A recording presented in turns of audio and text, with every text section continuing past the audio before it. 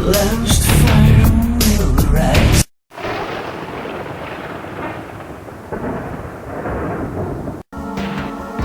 The last fire will rise behind those eyes. Black house will rock. Blind boys don't lie. Immortal fear. That voice so clear. Hello, YouTubers. So, I don't know if you can see, I actually have a guest for today's video. He's trying to hide. Anyway, as you've seen, I'm a big fan of the Last Night on Earth, the zombie board game. So I actually got together a game night at my local comic book shop, Brave New Worlds. So I go there. They run it every week. I try to make it as often as I can. I'm not necessarily there every week, but we have a game night where I bring the game along and we play. But in addition, a lot of the guys there are huge board game fans, and so they've brought along a lot of different stuff. Not just board games, but also dice games, card games, stuff like that. So today, what I wanted to talk about in particular was one card game that we played, which is called Sentinels of the Multiverse. There, I got him that time. Okay, so anyway, in Sentinels of the Multiverse, it's basically like a superhero card game. So you're all superheroes, and you come in and you battle a supervillain. So it's a cooperative game. You actually all play as a different superhero. Now, the superheroes are just basic generic superheroes. They're kind of based on the real superheroes, but they're all like a generic something or other. For example, I played as a character called the Wraith, like a ghost. Basically, she was a female version of Batman, but just without all the bat-themed stuff, because she kind of was, she was very Batman-like. She had, she had like ninja training, like was a really good fighter. She had, a utility belt with all sorts of crazy gadgets. She was, very inventive and creative stuff. So my character was kind of very Batman-like.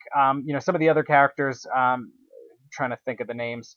In particular, there was Absolute Zero, who was actually kind of based on Mr. Freeze, even though Absolute Zero was one of the superheroes.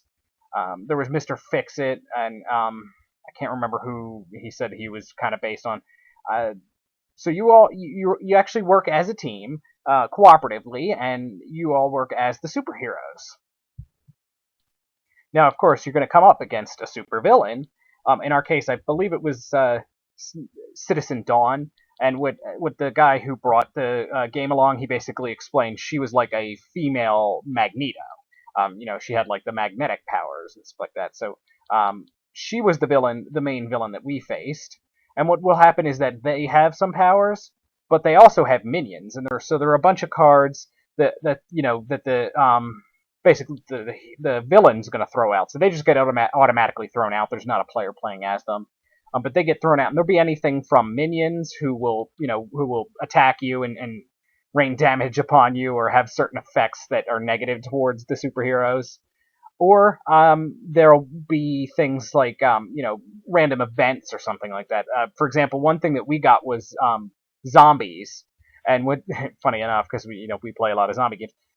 And what they did was they kept bringing old cards back out of the discard deck. So all these terrible cards that we had gotten rid of just came right back because of those damn zombies, and they kept coming up.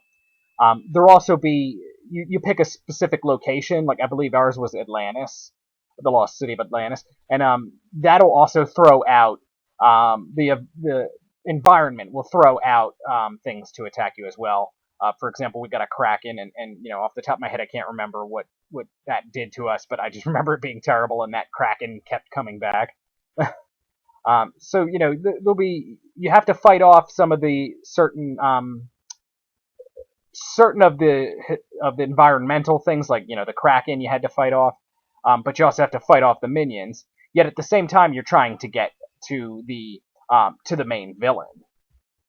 So to combat all of this, you'll also be getting cards as well. Each hero comes with their own specific deck of cards, and it'll be various things like it might be gadgets that you can use to your advantage. It might be an event that you can play. For example, my character was able to heal herself. I had a power that allowed that.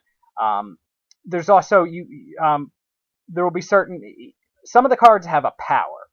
So it'll be something that you can do that, like they might say, is able to deal 3 damage to one target, or is able to deal one damage each to up to 3 targets, stuff like that. But also your hero, him or herself, actually has a power, built-in powers that they can use. Like for example, the Wraith, the one that I played, she could, if I so chose to use that power, she could just protect herself for the next 2 damage she would take.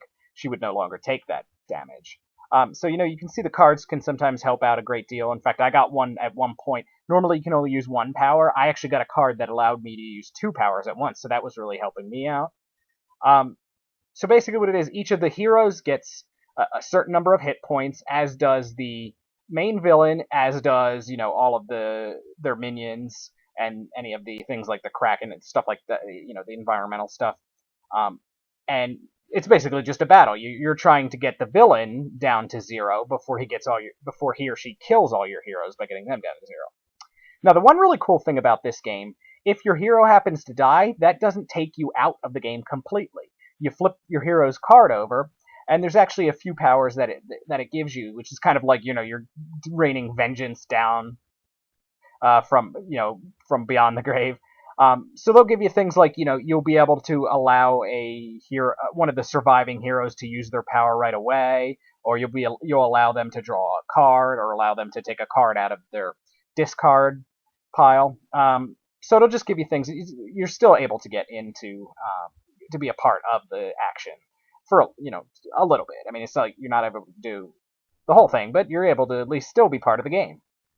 So overall, I thought this was a really cool game. I really enjoyed it. Our group seemed to really enjoy it.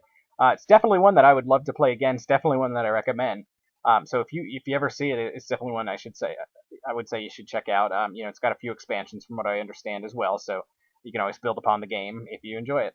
Okay, YouTubers, have a nice day. Cry, little sister.